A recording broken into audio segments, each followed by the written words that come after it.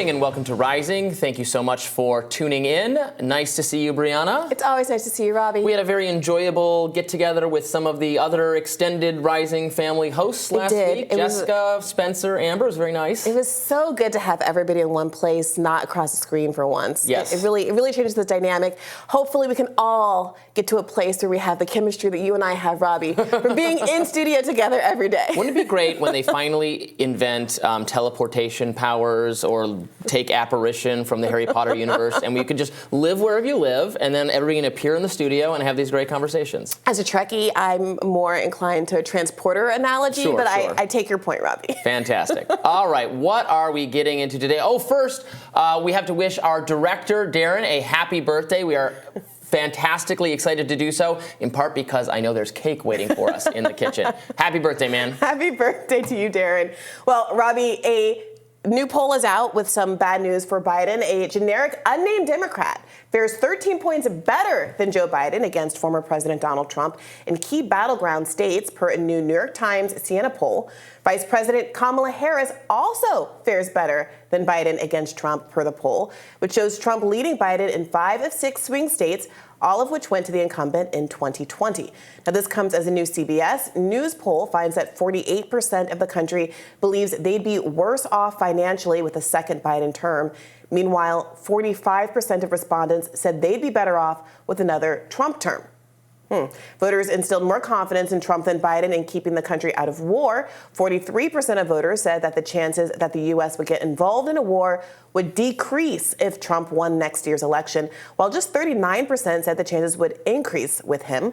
However, despite another round of doomsday polling for President Biden, the commander-in-chief still seems the popular favorite to win in 2024, at least according to online betting markets. Nonetheless, some members of the Democratic Party apparatus are beginning to sound the alarm bell over Biden's terrible poll numbers. CNN strategist and former Obama administration alum David Axelrod tweeted over the weekend, "It's very late to change horses. A lot will happen in the next year that no one can predict." And Biden's team says his resolve to run is firm. He's defied popular sentiment before, but this will send tremors of doubt throughout the party. Not bedwetting, but legitimate concern.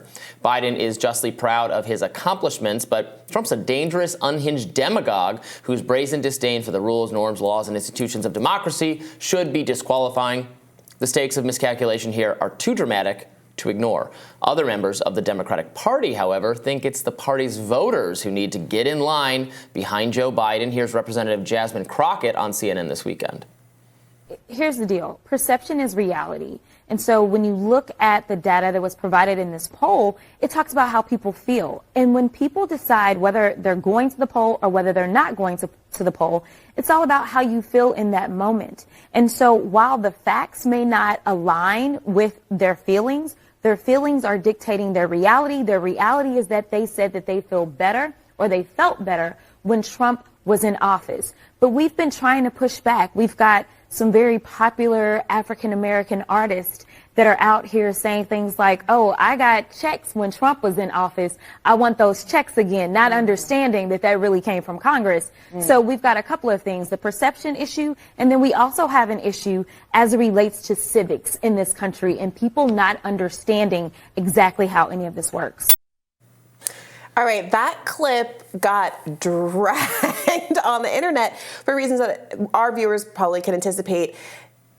Elected officials blaming voters, not taking even a moment to reflect on how their own behavior is affecting dramatic voter shifts and populations that have been core to the Democratic Party's success generationally. So if you dig deeper into that poll, what you see is not only broad disaffection with the Democratic Party, but core constituency groups for Democrats like young voters, black voters, and Latino voters, all demonstrating not that just that they would sit home, but they'd be willing to vote for Trump affirmatively. Around 20% of black people for the first time in polls saying that they'd be willing to vote for not just any Republican, but Donald Trump, is something that the Democratic Party should be ripping their hair about. But instead, it seems like the technique that you see here, and one that has been reflected by former Chief of Staff Ron Klain and others, has been to blame voters.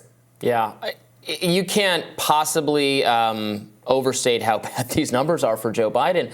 Trump is ahead of him on questions of the economy by like 20 points or more in Arizona and Georgia and so on, Nevada, Michigan, Pennsylvania.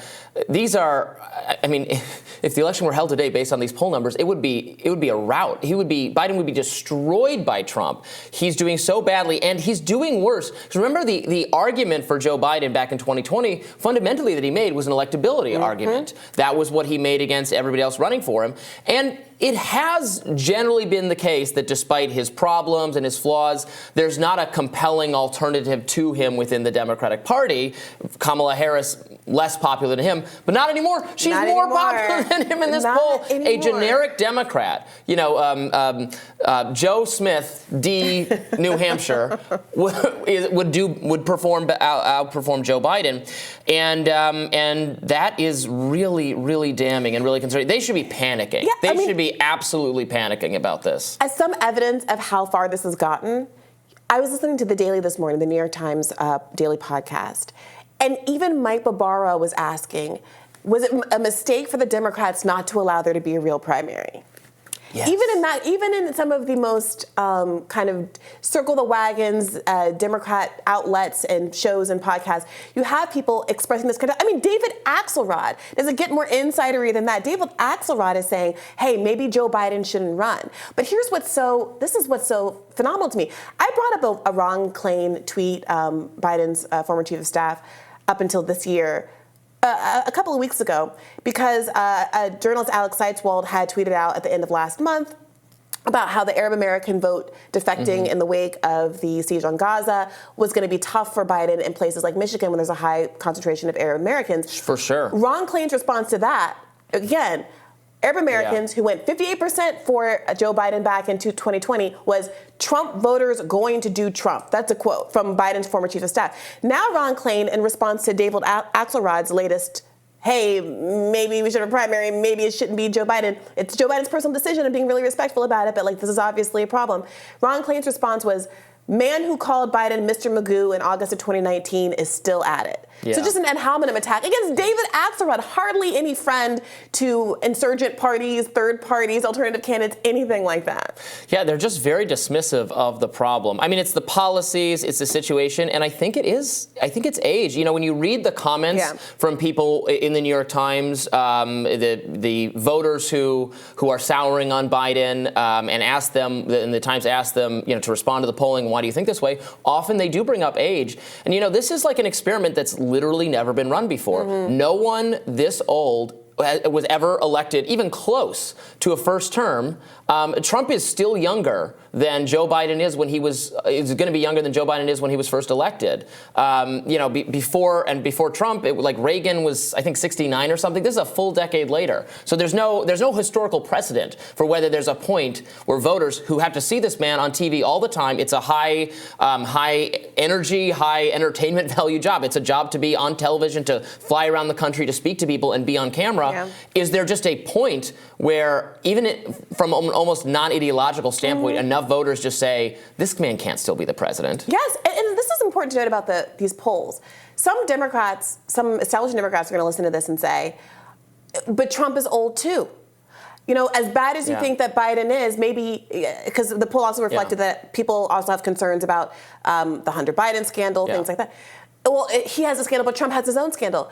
The poll reflects that. The poll is not saying that people are liking Trump more. Right. The polls are showing that people are liking Biden less.